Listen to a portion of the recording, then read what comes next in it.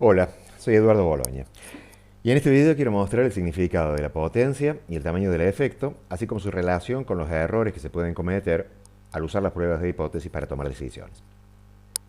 El análisis que sigue es válido en la interpretación de la prueba de hipótesis que hacen Neyman y Pearson, es decir, un procedimiento para decidir en favor o en contra de una hipótesis.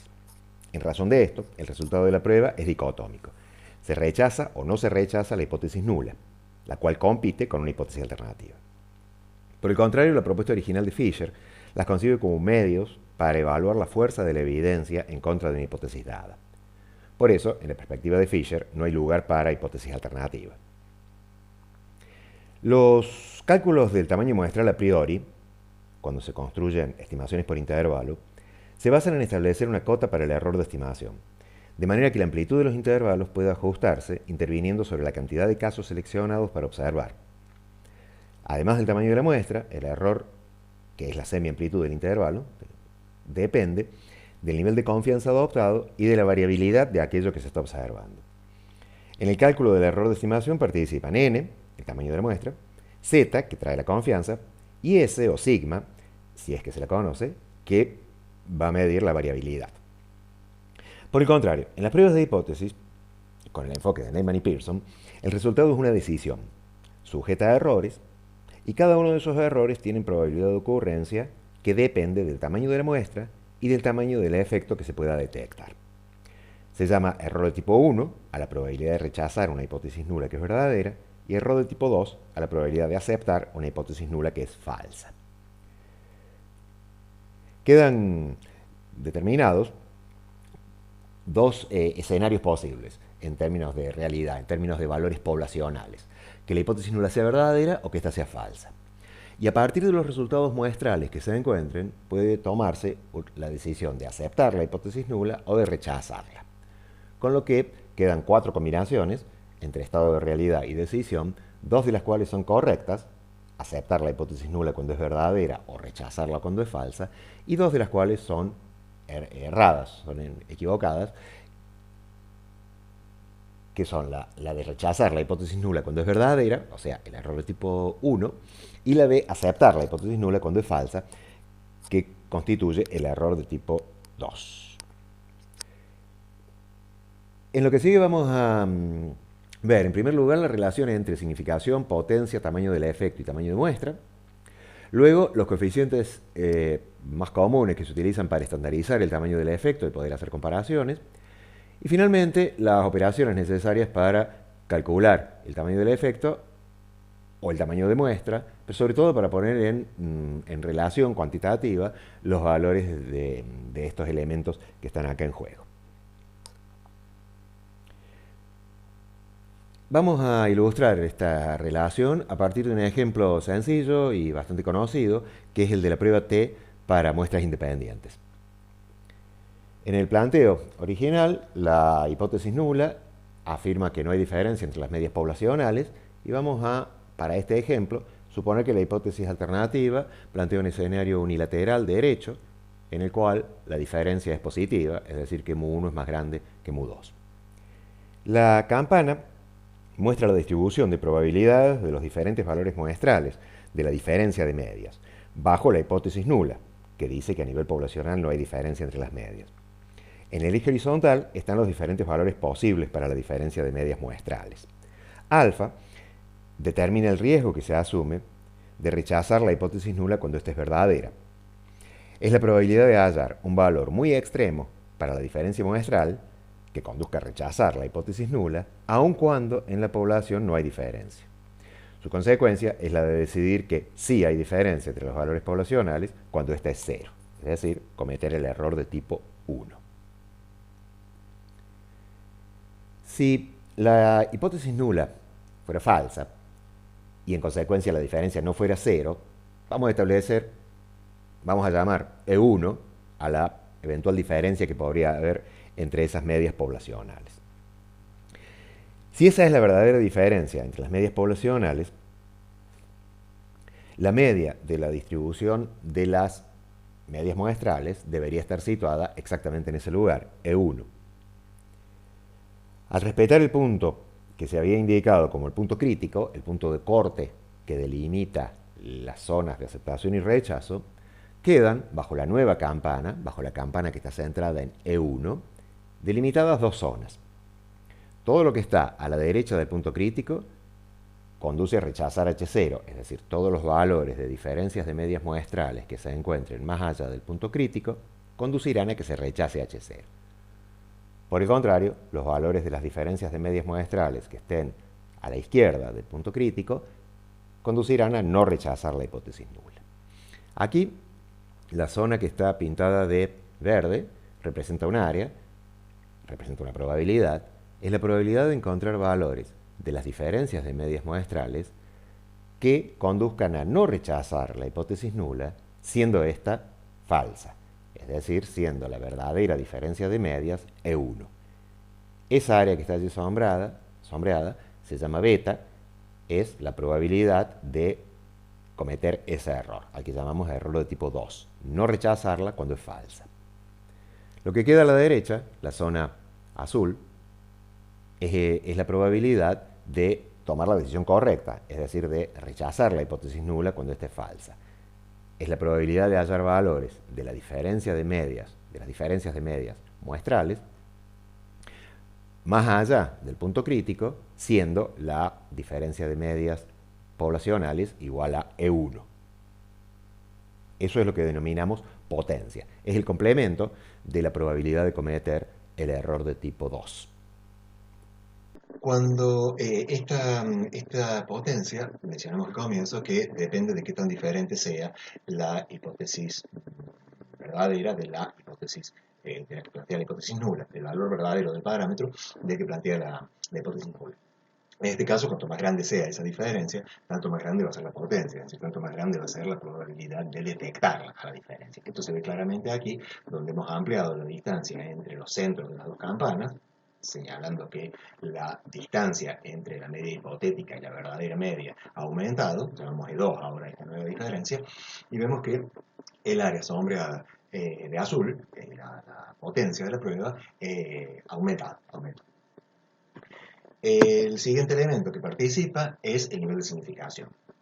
En este ejemplo hemos reducido el nivel de significación del 5% al 1%. Esto significa volver la prueba más exigente en términos de rechazo, es decir, solamente va a rechazar para valores que se encuentren en el extremo del 1% de la distribución. Con lo cual, la consecuencia que esto tiene, manteniendo lo demás constante, es que se ha reducido la potencia. La consecuencia es que ahora ha aumentado beta, ha aumentado la probabilidad de no rechazar H0 siendo esta falsa, es decir, se ha reducido la capacidad de detección que tenía la prueba, de detectar hipótesis nulas falsas y rechazarlas en consecuencia. Entonces, el elemento siguiente que participa en la relación, el último, es el tamaño de la muestra. El tamaño de la muestra, recordemos que está en el denominador de las varianzas. En consecuencia, el efecto que tiene el aumento del tamaño de la muestra es reducir la varianza, reducir la variabilidad de las distribuciones. Aquí hemos representado eso gráficamente, volviendo más concentradas a las curvas que describen la distribución teórica de los estimadores. La consecuencia de eso es que, manteniendo fijo el punto de corte, delimitando las zonas de aceptación y rechazo, y sosteniendo el nivel de significación del 5% que teníamos antes, vemos que el área que corresponde a la potencia aumenta. Es decir, ahora con muestras más pequeñas, con muestras más grandes, perdón, la probabilidad de detectar diferencias es mayor. Esto tiene una consecuencia bien importante. Las muestras grandes, al dar lugar a pruebas más finas en términos de su capacidad de detección de diferencias, pueden dar resultados significativos en sentido estadístico, pero que estén asociados a diferencias muy pequeñas, que en la práctica tengan muy poco efecto, muy poco interés. Por eso es importante distinguir entre la significación estadística y la significación práctica. La significación práctica es la que viene dada por el tamaño del efecto, es decir, por la magnitud de la diferencia que hay entre el valor hipotético del parámetro y el verdadero valor. Para evaluarlo a ese tamaño del efecto, para medirlo, el tamaño del efecto, necesitamos contar con medidas estandarizadas. ¿Por qué? Porque para cada situación particular necesitamos poder evaluar si el efecto es grande o chico, más allá de cuáles sean los valores o las unidades de la variable que estemos efectivamente midiendo en cada caso particular.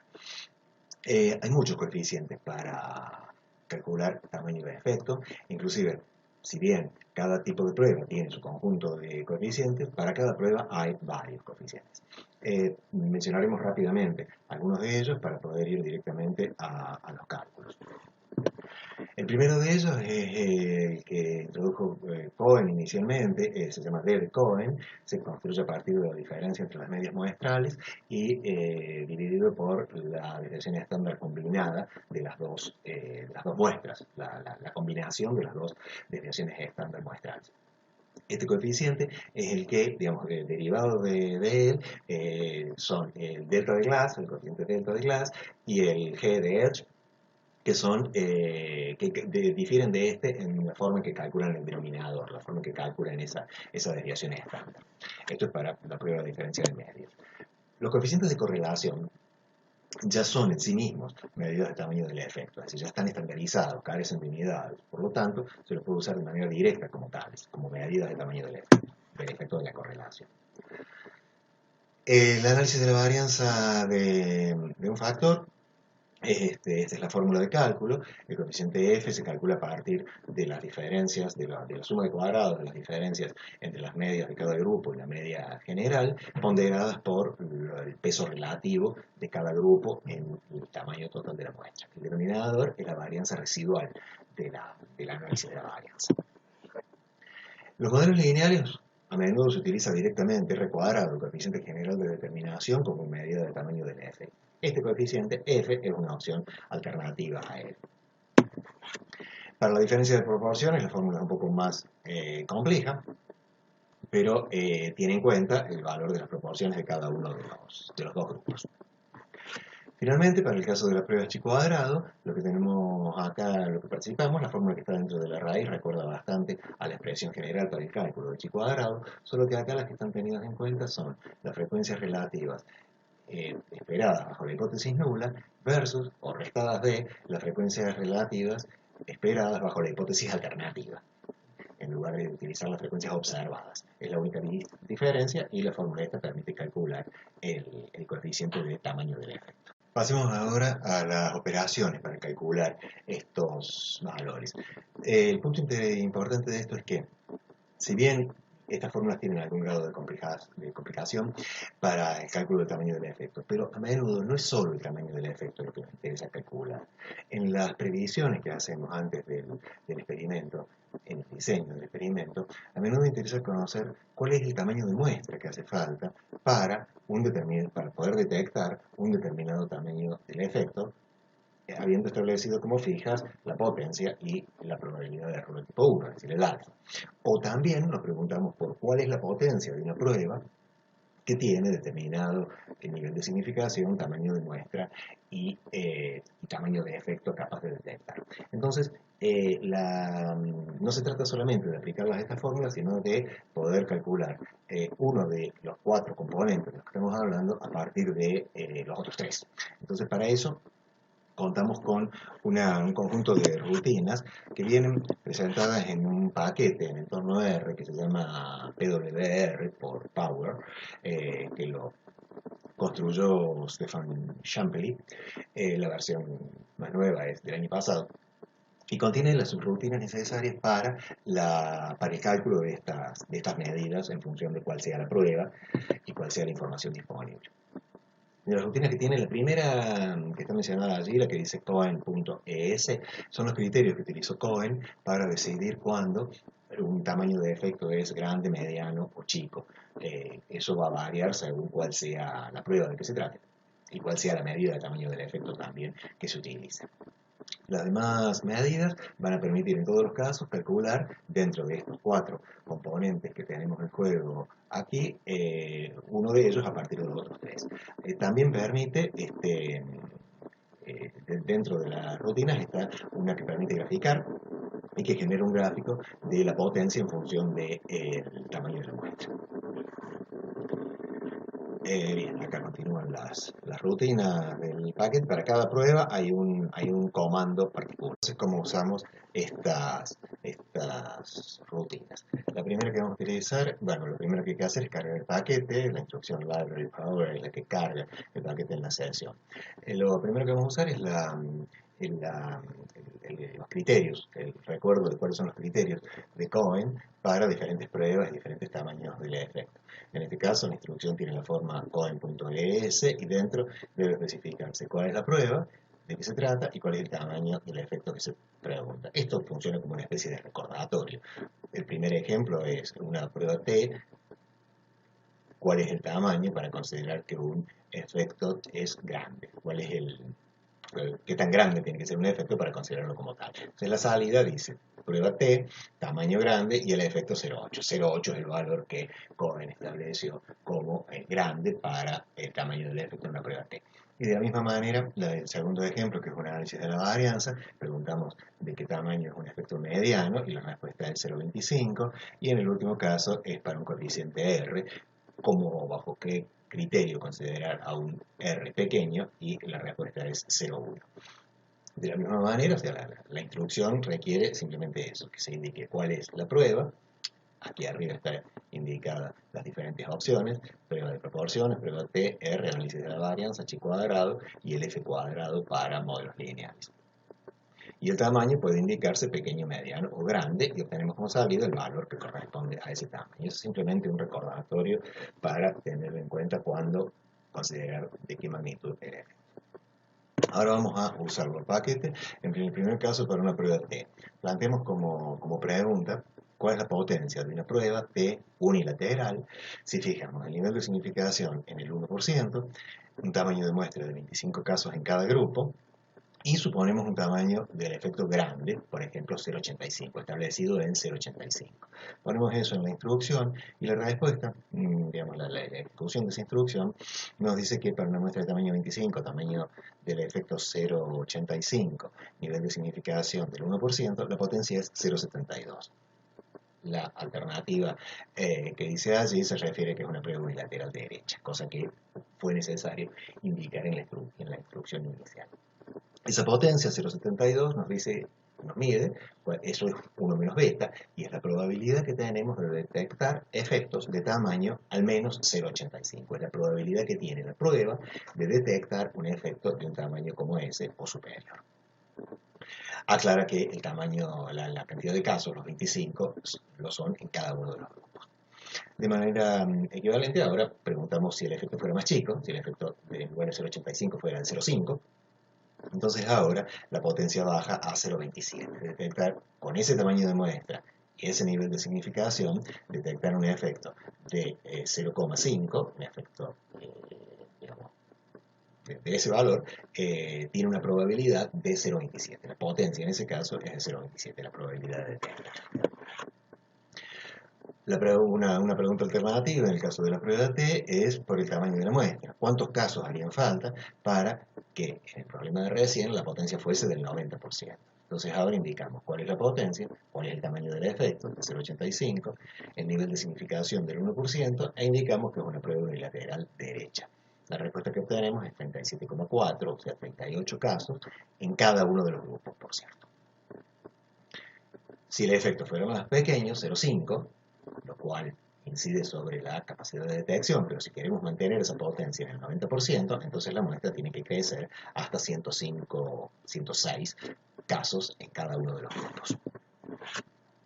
Decíamos al comienzo que este paquete Power tiene posibilidad de representar gráficamente. La representación gráfica de esta última solicitud es esta curva, en la curva que muestra la potencia, 1 menos beta en el eje vertical, versus el tamaño de muestra. Allí está indicado, bien, las colas, que es una prueba derecha, el tamaño del efecto, alfa, y allí indica el tamaño óptimo de muestra, que son los 105 y algo que decimos recién, o sea, 106 en cada uno de los grupos. Esto de óptimo está marcado así porque puede observarse que la curva crece rápido hasta ese punto y luego la velocidad de crecimiento es menor, con lo cual el aporte de nuevos casos ya no rinde en una mejora sustancial de la potencia.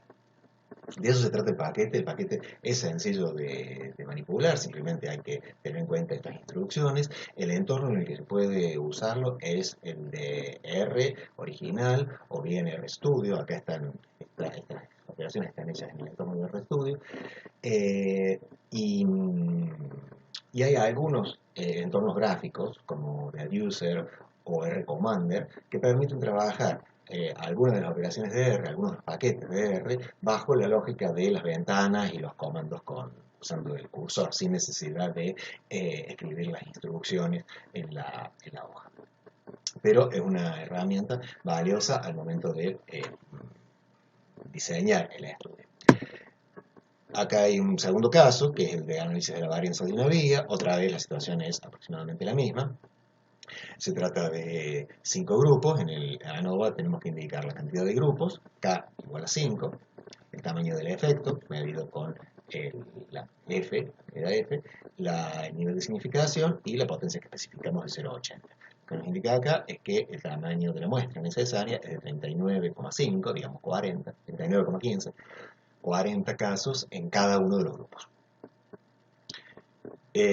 Si achicamos el tamaño del efecto que desearíamos ser capaces de detectar, lo bajamos del valor 0,25 que tenía antes a 0,10, ahora para los mismos 5 grupos hacen falta 240 casos para detectar ese efecto, manteniendo la misma potencia que ahora. Un ejemplo para la prueba chi cuadrado, suponiendo que tenemos 50 casos para una clasificación bivariada en una tabla de 3×2, ¿qué tamaño de efecto podemos detectar a un nivel del 5% con una potencia del 80%? Esa es la información que debemos darle al comando, el tamaño de la muestra, los grados de libertad de la tabla, la dimensión 3×2 se expresa dentro de la instrucción simplemente como los grados de libertad, que son n-1, filas menos 1 multiplicado por columnas menos 1, ¿verdad? Como siempre en las pruebas chi cuadrado. En este caso, la cuenta nos da que con el tamaño del efecto va a ser de 0,43, 0,44. Bien, nuevamente acá, para saber, en el caso de que hayamos obtenido este efecto de 0,43 o 0,44 en la prueba de chi cuadrado, nos preguntamos a qué se llamaría un efecto moderado o grande, según el criterio de Cohen, y vemos que Cohen llama un efecto medio es de 0,3 y un efecto grande es de 0,5. O sea que nuestro 0,44 está entre medio, entre moderado y grande. Bien, las referencias bibliográficas más interesantes acá son los de Cumming y Ellis. Ellis hace un raconto de una gran cantidad, no sé si es exhaustivo, pero una gran cantidad de medidas del tamaño del efecto y las relaciona bien con la potencia, es muy claro. Cumming lo trae más trabajado desde la perspectiva del intervalo de confianza y también desde la lógica de las pruebas de hipótesis. El otro material son las referencias correspondientes tanto al entorno de programación R como el paquete específico Power que hemos utilizado hasta aquí. Muchas gracias.